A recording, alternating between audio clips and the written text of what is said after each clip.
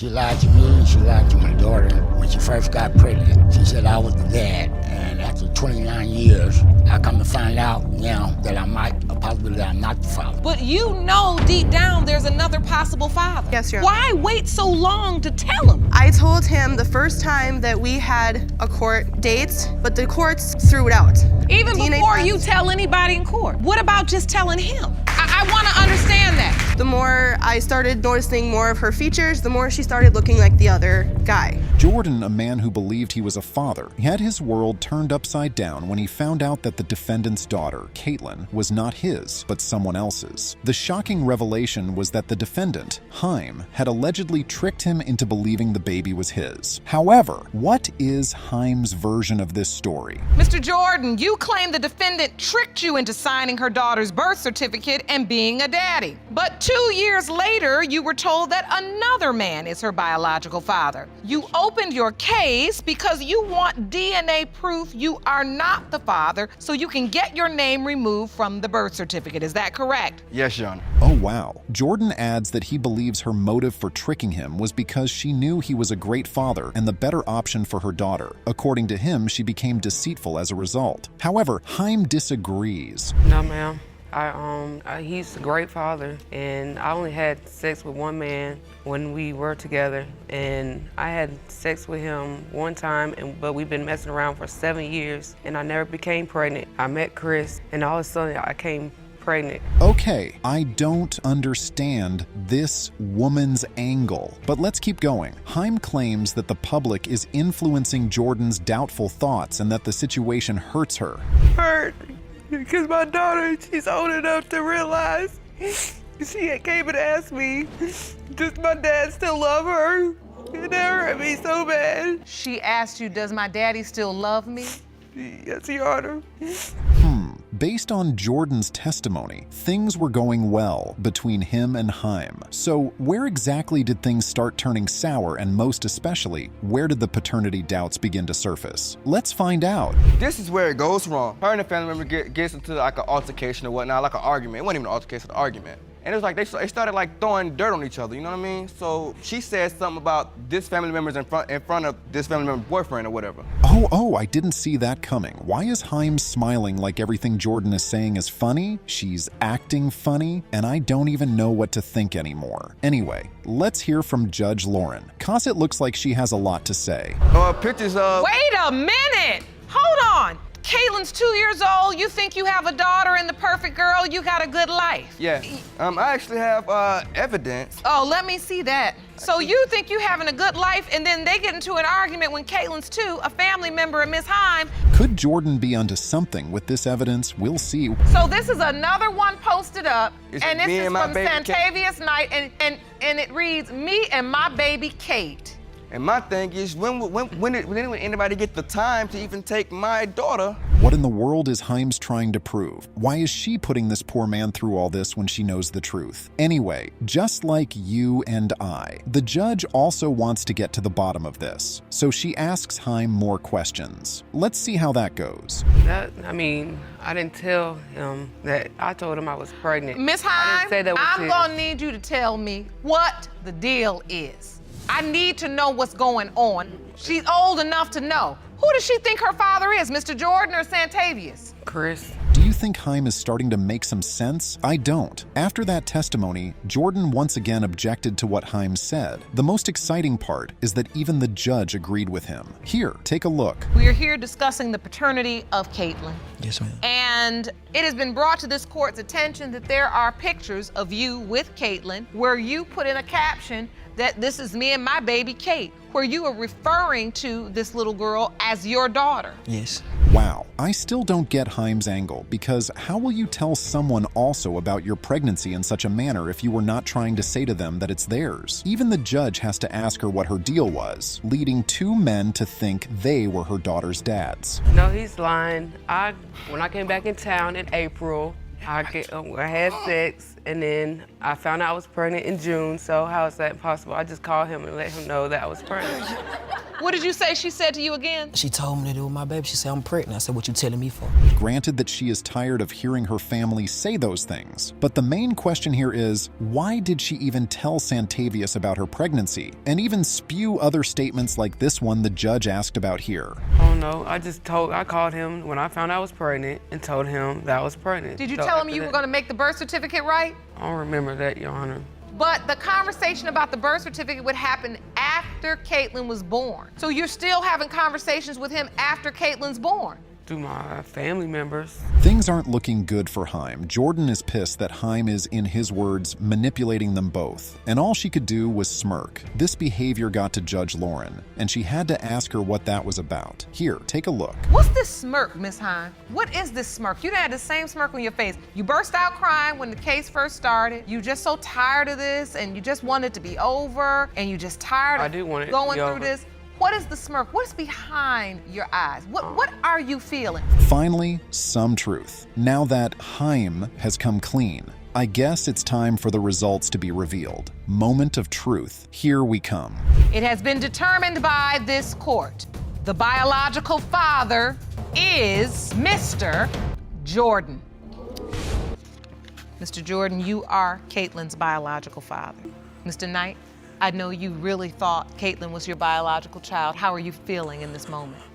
At the end of the day, in life, you can't, Hendricks and Pacheco lived together happily until the latter began having paternity doubts about Hendricks' 6-month-old son, Isaiah. If they used to be in a peaceful and happy relationship, where did things go wrong? Let's find out. Mr. Pacheco, you say your doubts about paternity began when you overheard a conversation with Ms. Hendricks' family member and another man who claimed to be the baby's father.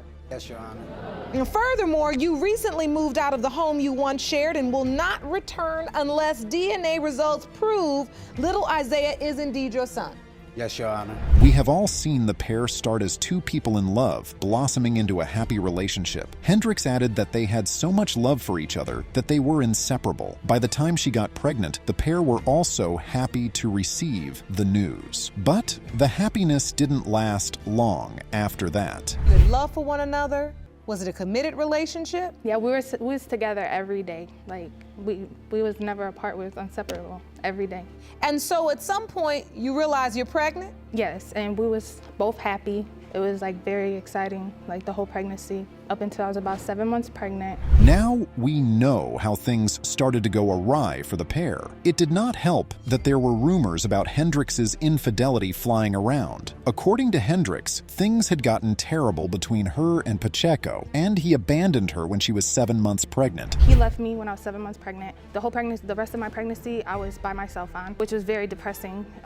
Okay, so then why? When I let him be in the delivery room, he wanted to be in a delivery room. He came to the hospital with me. I didn't see him since I was 7 months when I went into labor. Well, Pacheco has a point. However, Hendricks countered that she had not contacted the ex since she returned with Pacheco. And Yeah, but then everything. after that, a family member of hers says, Hold on. "Oh, that's the mailman's baby." No. You know, that for While me. you were My at the son- hospital? No, that's when we had a family gathering at Mrs. That's because my house. son has blue eyes and light And hair That her family member came and said, and light skin. "Oh, that's the mailman's baby." It's difficult even to know who is lying and who isn't at this point. However, we all know that the truth will eventually reveal itself as a confession or a DNA test result. Moving on, Pacheco has much to say about his feelings on the whole thing, so let's hear from him. But for me to saying about her mother was the one that gave the dude the number. Her ex, the number to get in contact back and forth, all about the baby situation. For me, it really bothered me and it hurted me, you know what I'm saying? Because at one point, I felt like her mother was like a mother to me. But that's not all. What Pacheco would reveal to the court after Hendricks' accusation would shock the entire court. You know, we hear women say in this courtroom all the time, when you get angry and you tell a man that this isn't their child, you can't unring that bell. You rang it. Now what's in his mind? Well, how did that happen? It turned out that after initially refusing to sign the birth certificate, Pacheco went back to the hospital with a change of heart. However, he and Hendricks had a disagreement that led to him being thrown out of the hospital. The judge decided it was high time Pacheco's witness spoke. Let's see how that goes. State your name for the court, sir. Matthew Hendricks. Mr. Hendricks, okay? You are Ms. Hendricks' His brother. brother, and yet you're Mr. Pacheco's witness. And also Mrs. Ferrone's fiance. So this truly is a family divided. Yes. Yes. Well, look at Matthew's fiance running to defend Hendricks. It seems like Hendricks may have been unfaithful to Pacheco, and the child the latter believes to be his may not be. The realization of this hurts Pacheco. However, the judge points out that it doesn't seem like Hendricks understands this. Explain, Mr. Pacheco, explain it, because I don't know if she feels your pain, and I certainly see it. She don't, because I look at him every day and there's a doubt in my head, like, if he's not my son. You know, the bond I got one in 7 months. I've been there. You know, I did everything for that kid. Bought him clothes, bought him diapers. It's sad that despite all the love these two shared, they find themselves in such a situation. It gets messier when Hendricks' witness, Ferrone, backs her friend up to lash out at Pacheco. At this point, the judge just had to invite her to the podium. Ma'am, Yes. since you're talking, step up to the podium. State your name, Marcelina Ferrone, and you are, her best friend and Mr. Hendricks' fiance. okay. What do you know about this situation? He was there 100%. Me and Mr. Hendricks, we have a 7-month-old daughter together. Things are awful at this point, and honestly, everyone needs to move forward. This brings us to the DNA result, which will help us determine whether Pacheco is truly little Isaiah's father. Case of Hendricks v. Pacheco, pertaining to 6-month-old Isaiah. Mr. Pacheco, you are his father. That's good. My nephew has a father. That's good. That's good. I'm sorry for everything I put you through. I'm happy for all of you. Thank you. 30 years passed before Mama Davis confessed to her daughter, Wandick, that the man she believed to be her father was not her biological dad. This revelation has led Wandick to distance herself from Haggerty, the supposed father. However, Haggerty claims that everything Davis said was a lie. Why does he think so? Lied to me, she lied to my daughter. When she first got pregnant, she said I was the dad.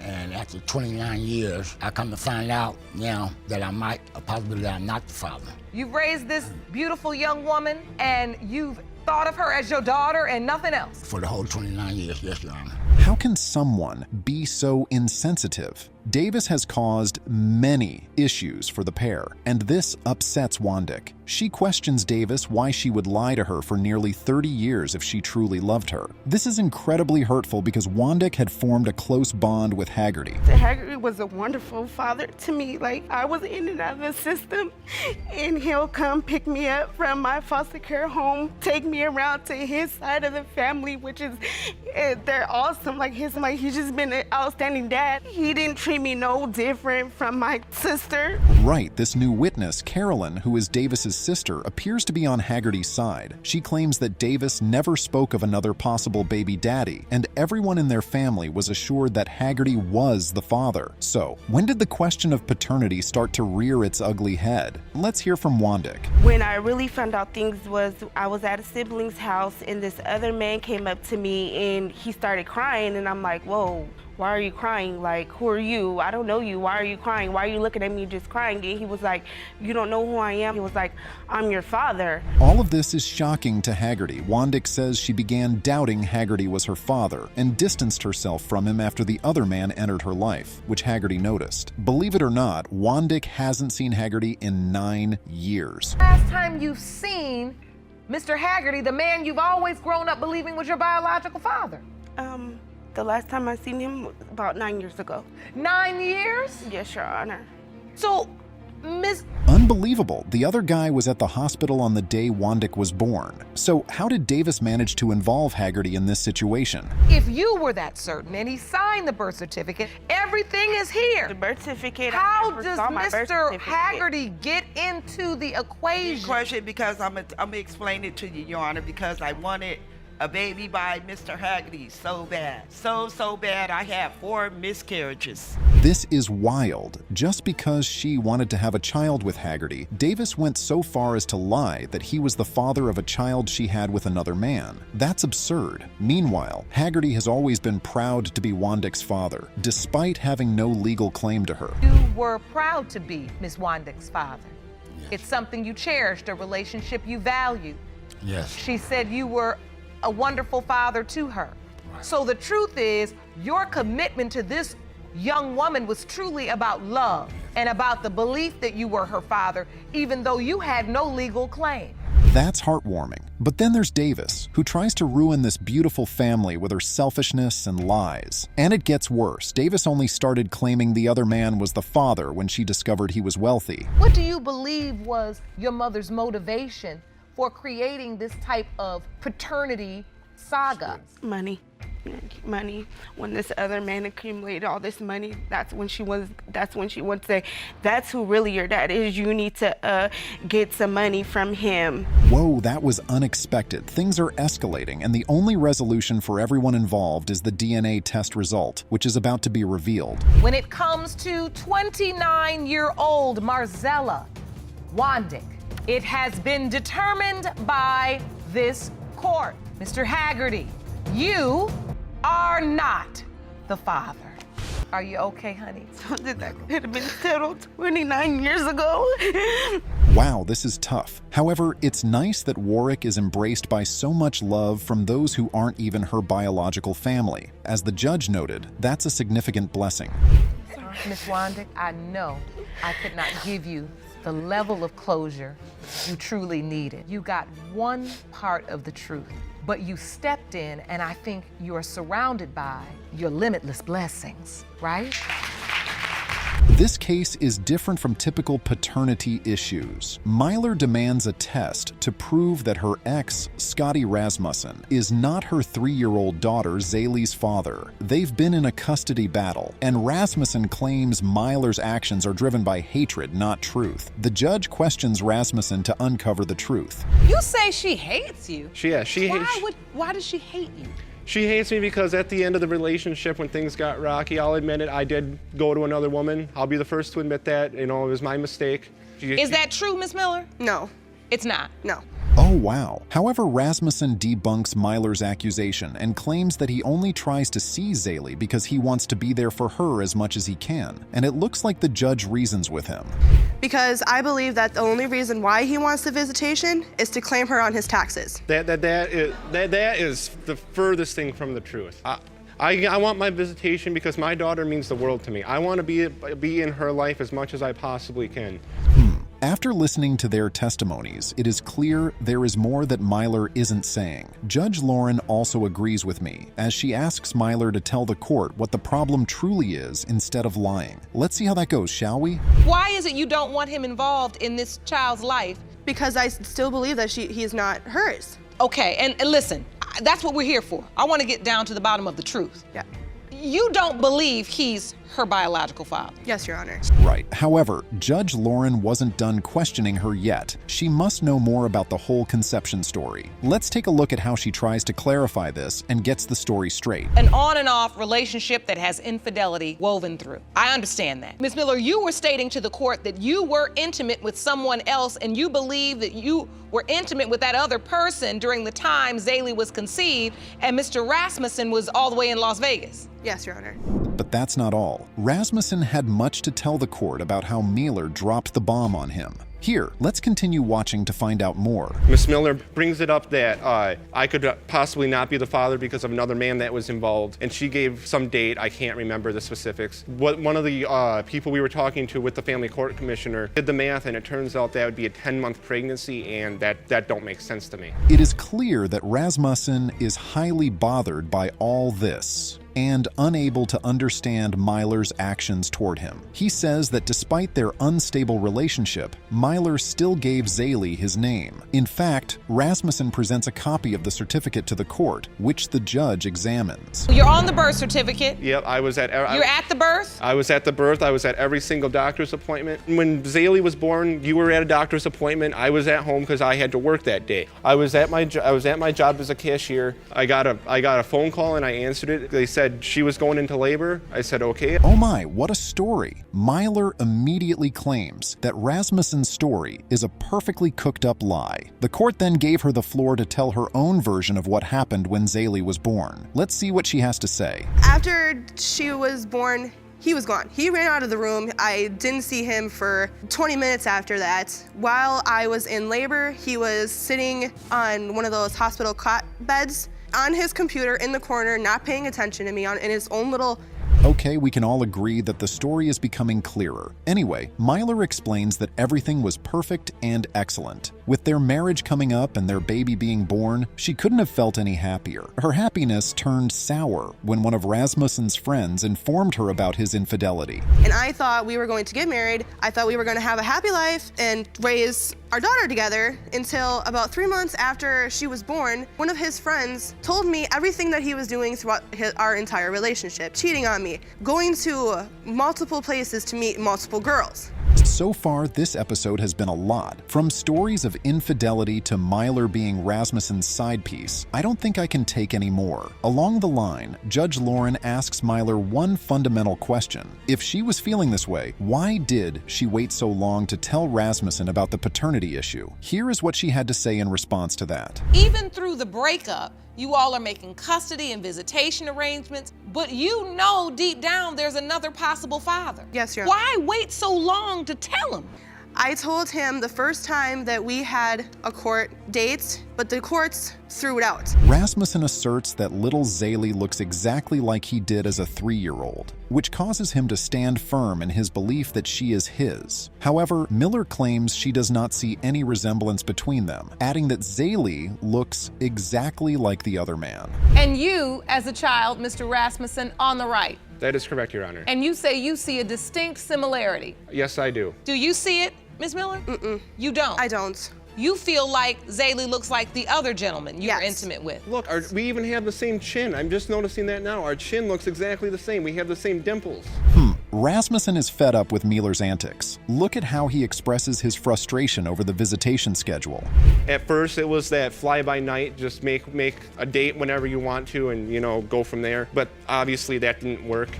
And then sometime after that, we started out where I had to sit with Miss Miller and my daughter at a park for 4 hours once a week for 4 weeks. Rasmussen has a beautiful connection with his daughter. I can already imagine how much this would break him if the results come out, and he is not Zaylee's biological father. In fact, there is no need to imagine anything. This man has rightfully explained to the court how he would feel if the result confirmed whether he is Zaylee's father. In a sense, yes. If it goes the way I'm hoping and I know in my heart that it will, that she is mine, I'm just going to be overjoyed that all the drama and the fighting and all that kind of stuff is behind me. If it goes the other way, I don't think if I had all the time in the world, I could, prepare myself for such a bombshell. Poor Rasmussen. Anyway, it is time to know what the DNA test result on Rasmussen says. Shall we? Case of Miller versus Rasmussen. When it comes to 3-year-old Zaylee Rasmussen, it has been determined by this court. Mr. Rasmussen, you are not the father. Miss Miller. Be respectful. Sorry. Okay, who is this woman? How is she excited that her child just lost the only father figure she has ever had in her life? This is quite unbelievable and disappointing. Even Judge Lauren couldn't resist expressing her disgust at Myler's behavior. That's a lot of nerve considering the alternative is somebody that don't want nothing to do with you or your child. I'm sorry. That's a lot of nerve. You just showed me where your priorities were right there. I'm sorry. Because I held out hope that you weren't just acting a fool because you so mad at him because he cheated on you that you would cheat your child out of a father. But that cheering you did,